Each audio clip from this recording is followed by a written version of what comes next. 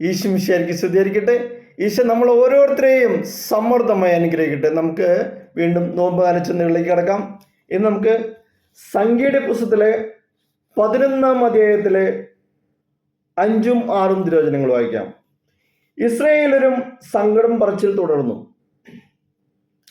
ആരാണ് ഞങ്ങൾക്ക് ഭക്ഷിക്കാൻ മാംസം തരിക? ഈജിപ്തിൽ വെറുതെ കിട്ടിയിരുന്ന മത്സ്യം, വെള്ളരിക്ക, മത്തങ്ങ, സവോള, ചുമന്നുള്ളി, വെളുത്തുള്ളി ഇവയൊക്കെ ഞങ്ങൾ ഓർക്കുന്നു. ഇവിടെ ഞങ്ങളുടെ പ്രാണൻ പോകുന്നു. ഈ മന്നയല്ലാതെ മറ്റൊന്നും ഇവിടെ കാണാനില്ല. Praise the Lord. ഇസ്രായേലര് മരുഭൂമിയിൽ സങ്കടം പറച്ചിലാണ് നമ്മൾ വായിച്ചു കേട്ടത്. ഈ മന്നയല്ലാതെ മറ്റൊന്നും ഇവിടെ കാണാനില്ല. വിശന്ന് പൊരിഞ്ഞപ്പോൾ കിട്ടിയ മന്ന അവർക്ക് തേൻ പോലെ മധുരിച്ചു. അതിനെ മാലാഖമാരുടെ അപ്പം എന്ന് അവർ വിശേഷിപ്പിക്കുകയും ചെയ്തിരുന്നു. എന്നാൽ സാവകാശം അവർക്ക് മടുത്തു. അപ്പത്തിന് രുചി പോരാ. ദൈവം ആകാശത്തുനിന്ന് വർഷിച്ച മാലാഖമാരുടെ അപ്പം ഇപ്പോൾ വിലക്കെട്ട അപ്പമായി, ഇഷ്ടമില്ലാത്ത അപ്പമായി മാറി. കൂടുതൽ രുചികരമായ ഭക്ഷണം വേണം. ഈജിപ്തിൽ വെച്ച് ആസ്വദിച്ച രുചികരമായ ആഹാരത്തിൻ്റെ ഓർമ്മയിൽ അവരുടെ നാവിൽ വെള്ളമൂറി. മറ്റെല്ലാം അവർ മറന്നുപോയി. ചാട്ടവാറും ചൊടിച്ചോറയും എല്ലാം മറന്നു. മാംസം വേണം അവർക്ക് കഴിക്കാൻ. അതിനുവേണ്ടിയുള്ള മുറവിളിയും പ്രതിഷേധം മരുഭൂമിയിൽ അവർ നടത്തി.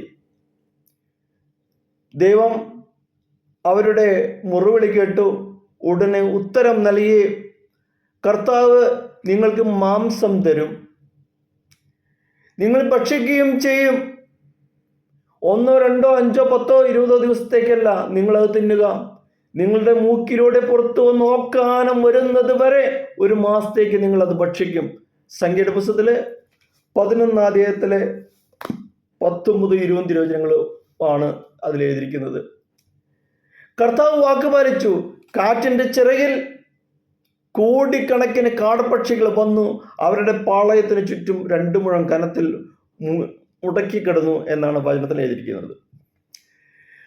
അവർ വാരിക്കൂട്ടി എല്ലാത്തിനെയും കൊന്നു തിന്നു ഓക്കാനിച്ച് ഛർദിയിൽ തന്നെ അവിടെ കിടന്നു. അങ്ങനെ ആ സ്ഥലത്തിന് കിബ്രോത്ത് ഹത്താവ എന്ന പേരുണ്ടായി. ഇതായിട്ട് വചനത്തിൽ എഴുതപ്പെട്ടിരിക്കുന്നു. ആർത്തിയുടെ താഴ്വര എന്ന അത്യാഗ്രഹികളുടെ ഷവർ പറമ്പ് എന്നും അതിനെ നമുക്ക് മലയാളത്തിൽ അത് വിവർത്തനം ചെയ്തു തന്നിട്ടുമുണ്ട്. ഇത് മരുഭൂമി നൽകുന്ന അല്ലെങ്കിൽ ഉപവാസത്തിൻ്റെ മറ്റൊരു ചിന്തയാണിത്. എത്ര കിട്ടിയാലും മതിയാകാതെ വീണ്ടും വീണ്ടും വാരിക്കൊട്ടാനുള്ള പ്രവണതയ്ക്ക് ലഭിക്കുന്ന ഈ ശിക്ഷ എന്നത്തേക്കാൾ അധികമായിട്ട് ഇന്ന് പ്രസക്തമായിരിക്കുന്നു.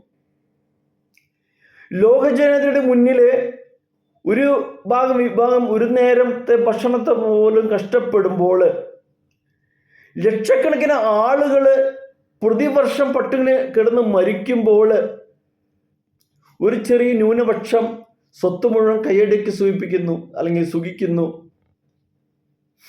പുതിയ പുതിയ ആവശ്യങ്ങൾ സൃഷ്ടിച്ച് അഭിരമിക്കുന്നു.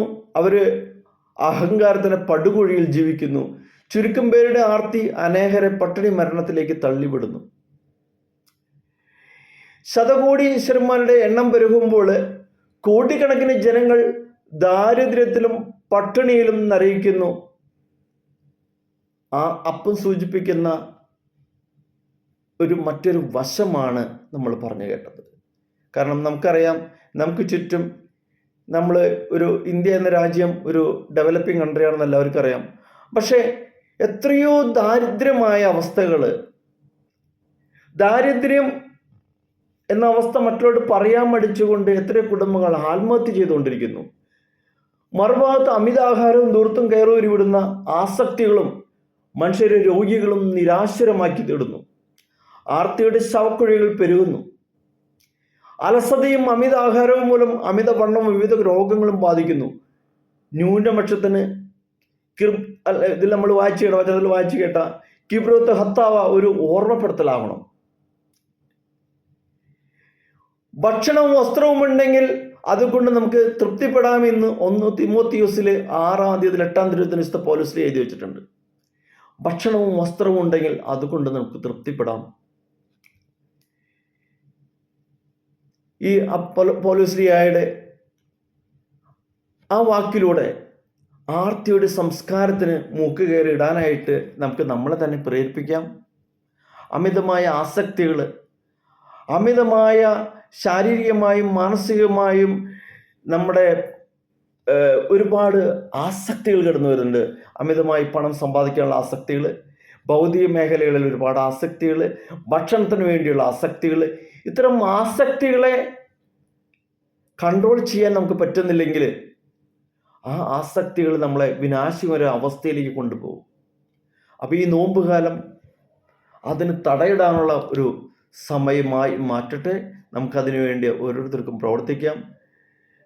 ദൈവം നമുക്ക് തന്നുകൊണ്ടിരിക്കുന്ന അനുഗ്രഹങ്ങൾക്ക് ദൈവത്തിന് നന്ദി പറയാം. പൂർണ്ണമായിട്ട് നമുക്ക് വിട്ടുകൊടുക്കാം. യേശുവേ, പൂർണ്ണമായിട്ട് ഞങ്ങളെ തന്നെ സമർപ്പിക്കുന്നു. ആസക്തികളെ മാറ്റിക്കൊണ്ട് കർത്താവേ, അങ്ങയുടെ വചനത്തിലൂടെ മുന്നേറുവാനും പൂർണ്ണമായിട്ട് ഞങ്ങൾക്ക് ഭൗതികവും ആത്മീയമായ ഞങ്ങൾക്ക് കിട്ടിക്കൊണ്ടിരിക്കുന്ന അനുഗ്രഹങ്ങൾക്ക് നന്ദി പറയുന്നു. അതോടൊപ്പം തന്നെ ഞങ്ങളുടെ അനാവശ്യമായ ആസക്തികൾ ഉപേക്ഷിച്ചുകൊണ്ട് ഈ നോമ്പ് കാലഘട്ടത്തിൽ ഉപവാസ ദിവസങ്ങളിൽ അങ്ങേ രുചിച്ചറിയാനായിട്ട് ഞങ്ങൾക്ക് സാധിക്കണമേ എന്ന് ഞങ്ങൾ യാചിക്കുന്നു. ഞങ്ങളുടെ അപേക്ഷങ്ങൾ സ്വീകരിക്കണമേ. Praise the Lord. Hallelujah, hallelujah.